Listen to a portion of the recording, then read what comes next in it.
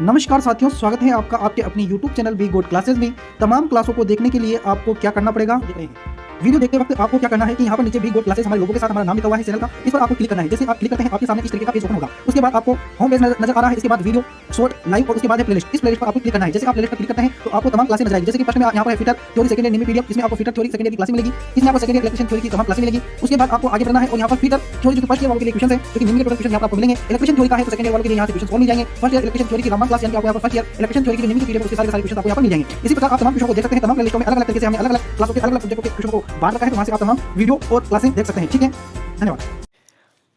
Questions रहेगा आज का अपना पहला, जो कि 168 नंबर क्वेश्चन रहेगा, जो कि है अपना बिजली उत्पादन के लिए भारत में कौन सा ईंधन प्रचुर मात्रा में उपलब्ध है? कोयला, डीजल, गैस का तेल या पेट्रोल? क्वेश्चनों की शुरुआत से पहले मैं आपको कुछ जानकारियां बता देता हूं कि अपन इलेक्ट्रिशियन थ्योरी सेकेंड ईयर की जो निमी की पीडीएफ है उसके क्वेश्चन कर रहे हैं। आज की जो अपनी क्लास है वह 23 नंबर है। इससे पहले जो 22 क्लासें हैं उनको आप डिस्क्रिप्शन में जाकर वहां से देख सकते हैं। वहां पर प्लेलिस्ट का लिंक दिया गया है, उस पर जैसे ही आप क्लिक करोगे आपके सामने टोटल क्लासें आ जाएगी। उन सभी को आप एक एक कर देख सकते हैं।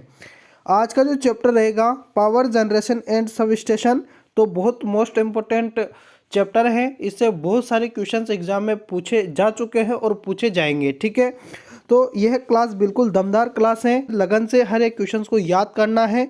ठीक है, अब मैं ज़्यादा समय आपका नहीं लूँगा, डायरेक्ट अपन क्वेश्चंस पर आ जाते हैं। आपसे मैं एक रिक्वेस्ट करूंगा कि आप इस वीडियो को लाइक ज़रूर कर दीजिएगा, साथ ही अपने मित्रों तक शेयर कर दीजिएगा। ठीक है, तो चलिए आ जाते हैं अपन क्वेश्चंस पर। देखिए, क्वेश्चन में पूछा गया है कि बिजली उत्पादन यानी कि बिजली को उत्पन्न करने के लिए भारत में कौन सा ईंधन जिसको जलाएंगे और बिजली उत्पन्न होगी का प्रचुर मात्रा में उपलब्ध है। तो देखिए, सबसे ज़्यादा जो भारत में है ना वह कोयला है। ठीक है, कोयला सबसे ज़्यादा मिलेगा आपको उत्तर भारत में। तो उत्तर भारत में अपने पास कोयले की कोई कमी नहीं है, सबसे ज़्यादा अपने पास कोयला ही है। ठीक है, लेकिन डीजल, गैस का तेल और पेट्रोल, यह तीनों चीज़ें अपने भारत में नहीं है। अगर ये होते तो अपने भाव इतना पेट्रोल का आसमान नहीं छूता। ठीक है, तो ध्यान रखना, यहाँ पर कोयला सबसे ज़्यादा भारत में उपलब्ध है। मोस्ट इम्पोर्टेंट क्वेश्चंस था, बहुत ही अच्छा क्वेश्चन था। साथ ही इन क्वेश्चनों को भी आप समझना, क्योंकि यह क्वेश्चन ज़रूर एग्जाम में पूछे जाते हैं।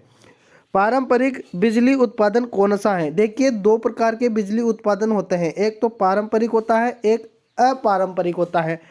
पारंपरिक वह होता है जिसको जिस चीज़ को जिस उसमें जो ईंधन अपन काम में ले रहे हैं वह एक बार काम में लेने के बाद समाप्त हो जाता है, फिर उसको काम में अपन नहीं ले सकते। तो इसमें कौन सा आएगा?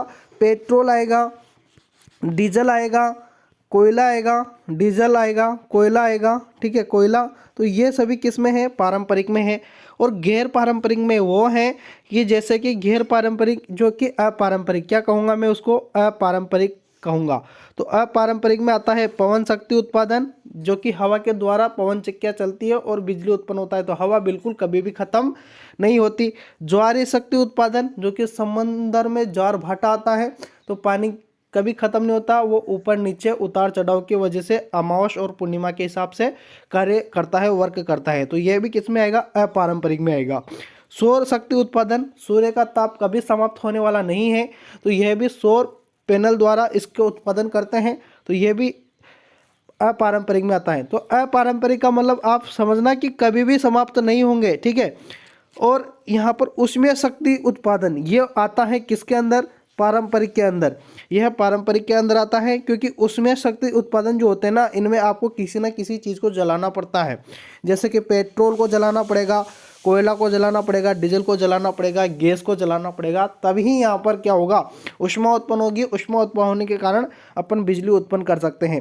तो इनको थर्मल पावर जनरेशन इंग्लिश में कहते हैं, ये ध्यान रखना। ठीक है, डी ऑप्शन आपका यहाँ पर कंप्लीटली सही आंसर होगा। हर एक क्वेश्चन को अपन समझकर ही हल करेंगे ताकि अपने माइंड में अच्छे से फिट हो जाए। अगला क्वेश्चन, सौर सेल में किस सामग्री का उपयोग किया जाता है? सौर सेल, जो सौर सेल होते हैं जो सूर्य के ताप से बिजली को उत्पन्न करते हैं, सौर सेल जिसमें किस सामग्री का उपयोग करते हैं उसको बनाने के लिए? तो इसके अंदर जिसका प्रयोग करते हैं वह अर्धचालक धातु होती है। क्या होती हैं? अर्धचालक धातु। अब अर्धचालक धातु आपको इस ऑप्शन में किस में दिख रहा है? जैसे कि यहाँ पर कॉपर दिया है तो ये तो चालक धातु है, ठीक है। कॉपर यानी कि तांबा, तो यह तो चालक धातु है, तो ये तो नहीं होगा। एंटीमनी यह भी चालक धातु है, तो यह भी नहीं होगा। फास्फोरस यह भी चालक धातु है, तो यह भी नहीं होगा।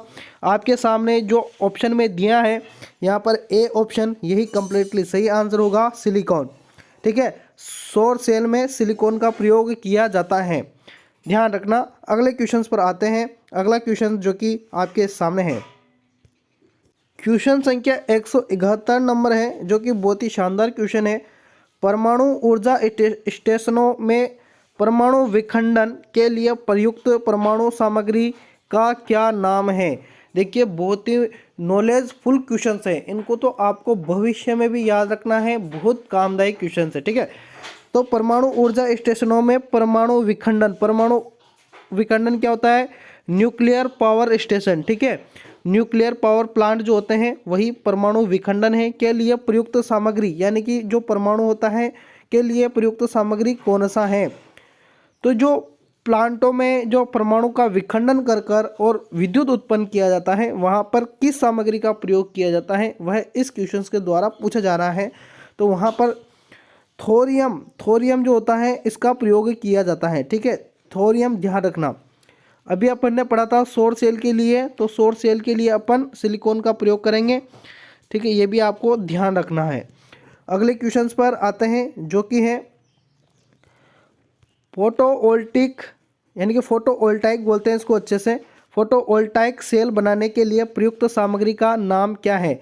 अब आप मेरे को कमेंट बॉक्स में छापकर बताना कि सिलिकॉन का प्रयोग कहाँ पर अपन करते हैं, किसके लिए अपन प्रयोग करते हैं। अभी मैंने आपको बताया था। तो फोटोवोल्टाइक सेल बनाने के लिए प्रयुक्त सामग्री क्या है? तो फोटोवोल्टाइक बनाने के लिए अपन किसका प्रयोग करेंगे? तो फोटोवोल्टाइक बनाने के लिए भी अपन सिलिकॉन का ही प्रयोग करेंगे। लेकिन अभी जो मैंने बताया था उसका आंसर आपको कमेंट बॉक्स में छापना है। जो क्वेश्चंस मैं आपके लिए छोड़ता हूँ उनको ज़रूर आप कमेंट में पिन करना, ठीक है। ज़रूर आप उसमें कमेंट को आप भर देना। चलिए अगले क्वेश्चंस पर आते हैं, जो कि है गैर पारंपरिक ऊर्जा स्रोत कौन सा है? गैर पारंपरिक और पारंपरिक के बारे में मैंने आपको बताया था, तो इसका आंसर आप दे सकते हैं, ठीक है। क्या आंसर रहेगा इसमें से, तो मैं आपको चलो बता देता हूँ।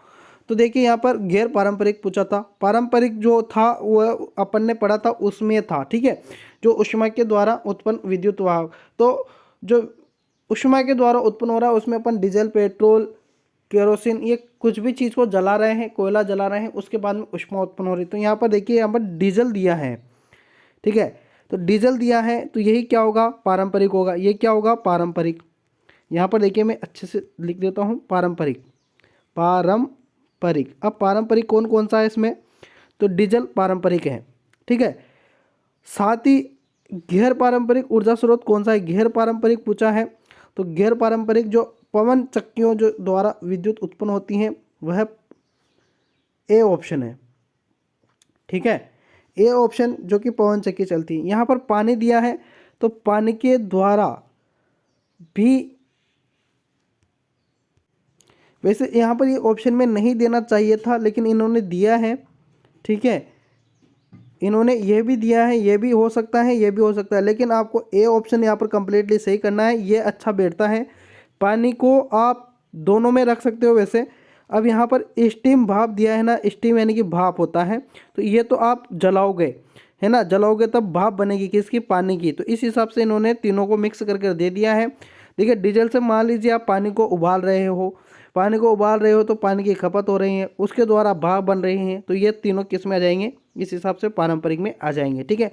जो अपना गैर पारंपरिक है वो तो ए ऑप्शन ही रहेगा, ठीक है, ध्यान रखना। अगले क्वेश्चन पर आइए। चलिए अगला क्वेश्चन जो आपके सामने है, ऊर्जा का प्राकृतिक स्रोत कौन सा है? ऊर्जा का प्राकृतिक स्रोत पूछा है, यानी कि देखिए जो प्रकृति के द्वारा बना है।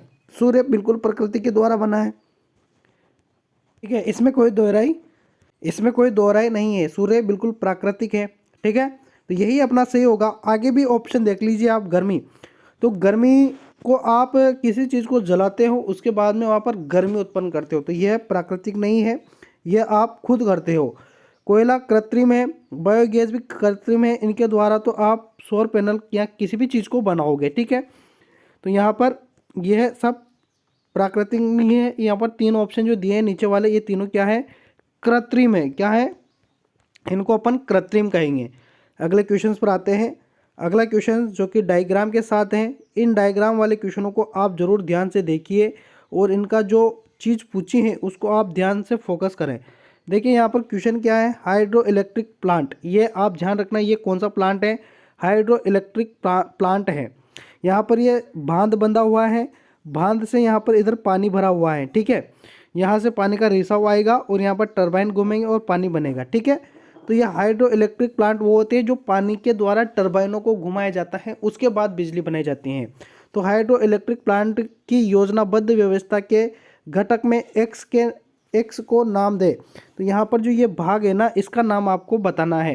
तो यह क्या है, इसका नाम क्या है, तो इसका जो नाम है वह सर्ज टैंक है। क्या है, सर्ज टैंक। इसको क्या कहेंगे अपन, सर्ज टैंक कहेंगे, यानी कि बी ऑप्शन आपका कंप्लीटली सही आंसर होगा। यहाँ पर ये जो पाइप आ रहा है ये पेन स्टॉक है, ध्यान रखना। बिजली घर कौन सा है, तो यहाँ पर ये नीचे बिजली घर है। वाल्व हाउस, यहाँ पर ये वाल्व हाउस है, ठीक है। तो इस तरीके से सभी का मैंने आपको बता दिया है।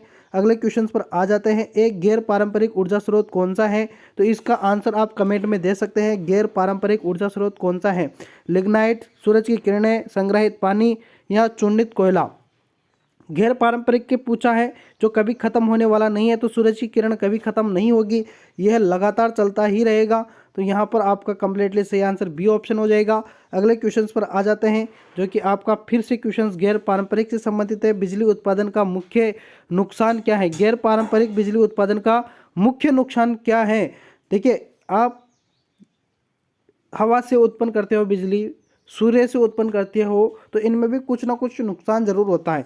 तो ये इनके क्या होता है, कम दक्षता देते हैं। सौर पैनल द्वारा आप कम ऊर्जा उत्पन्न कर सकते हो, एक घर की कर सकते हो, एक छोटे मोटे कार्य की कर सकते हो, ठीक है। लेकिन पूरे गांव को आप नहीं ले सकते एक साथ, अलग अलग पैनल लगाने पड़ेंगे। तो इनकी क्या होती है, कम दक्षता होती है। पवन चक्की से भी कम विद्युत उत्पन्न बढ़ती है ना, तो कम दक्षता, ठीक है। सबसे अधिक दक्षता किसकी होती है, तो परमाणु विखंडन की होती है, जो पारंपरिक है, ध्यान रखना। अगले क्वेश्चंस को ध्यान से देखिएगा। अगला क्वेश्चन है, कौन से शक्ति उत्पादन में भारी जल के शुद्धि संयंत्र की आवश्यकता होती है। कौन से शक्ति उत्पादन में भारी जल के शुद्धि संयंत्र की आवश्यकता होती है, तो यहाँ पर परमाणु शक्ति उत्पादन जो होता है, न्यूक्लियर पावर प्लांट जो होते हैं, इनमें शुद्धि संयंत्रों की आवश्यकता होती है, ठीक है। ये भारी होते हैं, बहुत खतरनाक होते हैं, ठीक है। अगला क्वेश्चन जो है वह है, पवन ऊर्जा उत्पादन में कौन सी डिवाइस हवा की गति को महसूस करती हैं। पवन ऊर्जा जो आते हैं, पवन चक्कियाँ जो आती हैं, में कौन सा ऐसा डिवाइस लगा होता है जो हवा की गति को बताता है, ठीक है। कौन सा डिवाइस जो हवा की गति को बताता है, तो वह कौन सा डिवाइस है, वह है टर्बो इनर कंट्रोलर, ठीक है। ध्यान रखना, बहुत ही अच्छी जानकारी है। हवा की गति को कौन मापता है, टर्बो इन कंट्रोलर, ठीक है। अगले क्वेश्चन पर आते हैं, जो कि क्वेश्चन से ऊंचे हेड वाले hydro electric power plant. Hydro electric power plant वही है, पानी वाले टरबाइन, ठीक है, में किस टरबाइन का उपयोग किया जाता है। तो हाइड्रो इलेक्ट्रिक पावर प्लांट में किस टरबाइन का उपयोग किया जाता है, तो इसके लिए आप आवेग टरबाइन का प्रयोग करेंगे, ठीक है। आवेग टरबाइन, ध्यान रखना। अगला क्वेश्चन जो कि आपके सामने है, जो कि बेटर क्वेश्चन है, पवन बिजली स्टेशनों में पेन स्टॉक का कार्य क्या है। पन बिजली यानी कि पानी के द्वारा जो बिजली बनती है, स्टेशनों में पेन स्टॉक का कार्य क्या है। अभी जो मैंने आपको डायग्राम बताया था, ये वाला, जिसमें मैंने आपको यहाँ पर ये पेन स्टॉक दर्शाया था कि ये पेन स्टॉक है। तो यहाँ से जो जल आएगा ना, उस जल को यहाँ से रिसाव करवाएंगे, यहाँ से नीचे, ठीक है। तो यहाँ से ये पानी नीचे आ रहा है, तो ये पेन स्टॉक क्या करता है, बिजली घर तक पानी को पहुँचाता है बहुत तेज गति के द्वारा। तो इसका क्या आंसर होगा, देखिए, बांध तक पानी पहुंचाता है, तो बांध से तो पानी लाता है, तो बांध तक क्यों पहुंचाएगा। अगला क्वेश्चन, टरबाइनों तक पानी पहुंचाता है, तो यहाँ पर बी ऑप्शन ही कंप्लीटली सही आंसर हो जाएगा। टरबाइन तक क्या कर रहा है, पेन स्टॉक पानी ले जा रहा है, ठीक है। अगले क्वेश्चन को ध्यान से देखिएगा। अगला क्वेश्चन है, स्टीम पावर स्टेशन में बॉयलर का उद्देश्य क्या है। स्टीम पावर स्टेशन में बॉयलर का उद्देश्य क्या है। जो स्टीम टरबाइन होते हैं ना, तो बॉयलर होता है उनको अंदर एक इतना बड़ा खंड होता है जिसके अंदर नीचे से भाप लगती, नीचे से किसी भी चीज़ की उष्मा दी जाती है, इसके अंदर उष्मा दी जाएगी जिससे क्या होगा, इसके अंदर पानी उबलेगा। ठीक है, तो यहाँ पर ये स्टीम पावर स्टेशन में बॉयलर का उद्देश्य क्या है, तो इसका जो उद्देश्य है, इसको क्यों लगाया जाता है, तो पानी को भाप में परिवर्तित करता है। क्या करता है, पानी को उबालता है जिसको भाप में तब्दील करता है। तो सी ऑप्शन आपका कंप्लीटली यहाँ पर सही आंसर होगा। अगले क्वेश्चन पर आते हैं, किस प्रकार का बिजली संयंत्र अधिक कुशल है। तो इनमें से किस प्रकार का बिजली ऐसा संयंत्र है जो कुशल है, अच्छा है। तो देखिए सबसे अच्छा तो न्यूक्लियर पावर प्लांट ही है, अच्छा बिजली उत्पादन करता है। ठीक है, अच्छा बिजली उत्पादन करता है, लेकिन ध्यान रखना यह है, इसका बहुत घातक नुकसान हो सकता है। जब भी थोड़ी सी चूक इसके लिए भारी हो सकती है, ये शरीर को नुकसान देता है। ठीक है, तो ये बिजली संयंत्र तो बहुत अच्छा है, लेकिन ये कुशल नहीं है, इसमें हानि हो सकती है, बहुत भारी हानि हो सकती है ना। गांव का गांव खत्म हो सकता है, इसलिए ये सही नहीं है। यहाँ पर पन बिजली बहुत अच्छा है, जिससे टर्बाइनों द्वारा बिजली उत्पन्न हो जाती है, इससे इंसान को कोई हानि नहीं होती, अच्छा है, पर्यावरण को कोई नुकसान नहीं पहुंचाता, इसलिए यहाँ पर सी ऑप्शन आपका सही आंसर होगा। डीजल प्रदूषण फैलाता है, भाप शक्ति, किसी भी चीज़ को जलाएंगे तो यहाँ पर भी प्रदूषण होता है। यानी कि देखिए यहाँ पर सबसे अच्छा कुशल का पूछा है, तो पन बिजली होगा, हाइड्रो इलेक्ट्रिक होगा, जिसमें पानी के द्वारा बिजली उत्पन्न होती है, इसमें कोई पर्यावरण प्रदूषण नहीं होता। लेकिन डीजल में होता है पर्यावरण प्रदूषण, भाप में होता है, और परमाणु शक्ति संयंत्र में भी यहाँ पर आपको हानि होती है पर्यावरण प्रदूषण की। ठीक है, अगला जो क्वेश्चन है 184 नंबर क्वेश्चन, जो कि है परमाणु रिएक्टर में नियंत्रण छड़ के रूप में किस सामग्री का उपयोग किया जाता है। परमाणु रिएक्टर में नियंत्रण छड़ के रूप में किस सामग्री का उपयोग किया जाता है। थोरियम, ग्रेफाइट, कैडमियम या टंगस्टन। तो किसका प्रयोग करेंगे, तो इसके लिए अपन कैडमियम का उपयोग करेंगे। किसका प्रयोग करेंगे, ध्यान रखना, यही क्वेश्चंस आपके एग्जाम में पूछा जा सकता है। ठीक है, ध्यान रखना, कन्फ्यूजन आपको करने के लिए ये क्वेश्चन देगा। अगला क्वेश्चन जो कि है, गैर पारंपरिक बिजली उत्पादन कौन सा है। गैर पारंपरिक वापस से क्वेश्चन आ गया है। ठीक है, तो आपको इन तीनों ऑप्शनों में से ही आंसर देना है। इस आंसर का जवाब आप देना, इस क्वेश्चन का जवाब आप देना। ठीक है, जो भी इसका आंसर हो, तीन ही ऑप्शन है आपके सामने, तो इन तीनों में से जो भी इसका आंसर हो वो आप कमेंट में जरूर पिन करना। देखते हैं कितने इसका आंसर दे पाते हैं। ठीक है, मिलेंगे नेक्स्ट वीडियो में, तब तक के लिए धन्यवाद, शुक्रिया। तमाम क्लासों को देखने के लिए आपको क्या करना पड़ेगा, वीडियो देखते वक्त आपको क्या करना है कि यहाँ पर नीचे भी गोल्ड क्लासेस हमारे लोगों के साथ हमारा नाम लिखा हुआ है चैनल का, इस पर आपको क्लिक करना है। जैसे आप क्लिक करते हैं आपके सामने इस तरीके का पेज ओपन होगा। उसके बाद आपको होम पेज नजर आ रहा है, इसके बाद वीडियो शॉर्ट लाइव, और उसके बाद प्लेलिस्ट, इस प्लेलिस्ट पर आपको क्लिक करना है। जैसे आप प्लेलिस्ट पर क्लिक करते हैं तो आपको तमाम क्लासेस मिल जाएगी। जैसे कि यहाँ पर fitter theory second new PDF, इसमें आपको फिटर थ्योरी सेकंड की क्लास मिलेगी, इसमें आपको सेकंड इलेक्ट्रिशियन थ्योरी की क्लास मिलेगी। उसके बाद आपको आगे बढ़ना है और यहाँ पर फिटर थ्योरी के पास वाले क्वेश्चन है, लेकिन निम्न क्वेश्चन यहाँ पर मिलेंगे। इलेक्ट्रिशियन थ्योरी का है सेकंड वाले के यहाँ क्वेश्चन मिल जाएंगे। फर्स्ट इलेक्ट्रिशियन थ्योरी की नॉर्मल क्लास यानी आपको फर्स्ट ईयर इलेक्ट्रिशियन थ्योरी की निम्न पीडीएफ के सारे क्वेश्चन आपको मिल जाएंगे। इसी प्रकार आप तमाम क्वेश्चन को देख सकते हैं, तमाम क्लासों में अलग-अलग तरीके से हम अलग-अलग क्लासों के अलग-अलग सब्जेक्ट को बांट कर वहां से आप तमाम वीडियो और क्लासेस देख सकते हैं। ठीक है, धन्यवाद।